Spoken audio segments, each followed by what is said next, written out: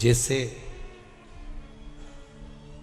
बेलपत्र के वृक्ष के नीचे चढ़ाया गया पानी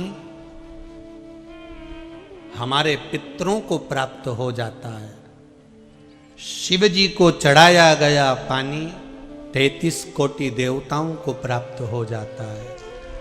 उसी तरह भगवान देव अधिदेव महादेव को समर्पित करा गया एक बेलपत्र 3 लोक के हमारे संपूर्ण देवी देव जो भी विराजमान है उन सबको प्राप्त हो जाता है। जल की बड़ी महत्वता है कि जल शिव जी को जब चढ़ाया जाता है, जल जब हम बेलपत्री के पेड़ के नीचे चढ़ाते हैं, पीपल के वृक्ष के नीचे जल चढ़ाते हैं, आंवले के वृक्ष के नीचे जल चढ़ाते हैं, तो उसकी कितनी कितनी महत्वता होती है।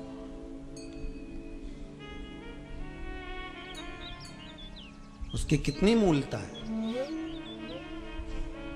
दुनिया के लोग भले ना समझे पर उसमें पहले का नियम है हमारा, पहले जो भोजन होता था, भोजन बनता था, उसमें आंवले की खटास डाली जाती थी।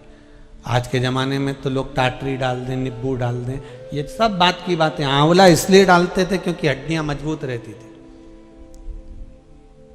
अब आज के समय में तो कहाँ लोग बस वो च्यवनप्राश मिल जाए आंवले का तो खा लेवे, पर नियम अगर माताएं बनाए कि आंवला नवमी पर आंवले के वृक्ष से आंवले लेकर आवे, आंवला नवमी के समय पर बहुत आंवले आते हैं, तो उसके बाद में उसके पहले कभी भी ले आओ और आंवले इकट्ठे कर कर वही जब दाल सब्जी भाजी बनाओ उसमें पटक दो थोड़ा सा एक आध आंवला, तो उसका जो रस तत्व है शरीर की हड्डियों के लिए भी अच्छा। तो हमारे यहाँ बेलपत्री का वृक्ष, पीपल का वृक्ष, आंवले का वृक्ष, इन तीनों जगह पर जो जल चढ़ाया जाता है उसकी महत्वता भी हमारे यहां दर्शाई गई,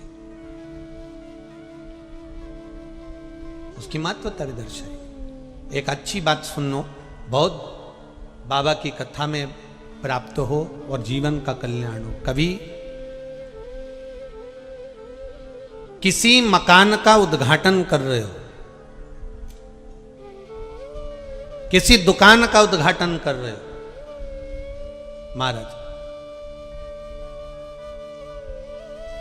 मकान का दुकान का आप उद्घाटन कर रहे हैं, उसको प्रारंभ कर रहे हैं, तो प्रयास करा करो कि पीपल के वृक्ष के नीचे की थोड़ी सी मट्टी, आंवले के वृक्ष की थोड़ी सी मट्टी, थोड़ी सी बेलपत्री के वृक्ष के नीचे की मट्टी, थोड़ा आंकड़ा, जो आंख होता है जो शिव जी को फूल चढ़ता है सफेद आंख का, उसके नीचे की मट्टी, इन माटी को लाकर जहां नए मकान का मुहूर्त हो रहा हो या नए मकान में अपन जा रहे हों या उस मकान में कहीं पूजन आदि करा रहे हों, तो गाय के गोबर के साथ में, गौ माता का जो गोबर है, गौमूत्र है, उसके साथ में इन माटी को लेकर थोड़ा सा भाग लीप लेना चाहिए।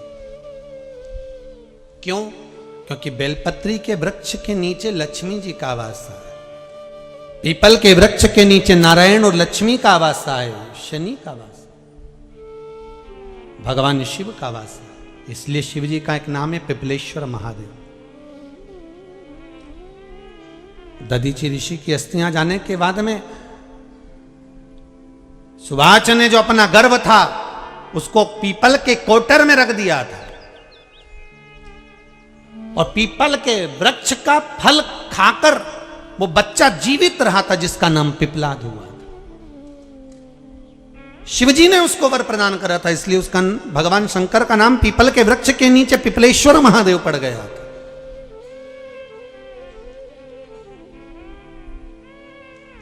भगवान शिव का नाम पिपलेश्वर महादेव। तो यहां जो नारायण, भगवान विष्णु, भगवान ब्रह्मा, भगवान शिव आंवले के वृक्ष के नीचे विराजमान है अपनी अपनी संगनी के साथ, तो वहां की मिट्टी सुख प्रदान करती है। पीपल के वृक्ष के नीचे की मिट्टी सुख प्रदान करती है, बेलपत्री के वृक्ष के नीचे की मिट्टी सुख प्रदान करती है, हमको आनंद की अनुभूति करा दे।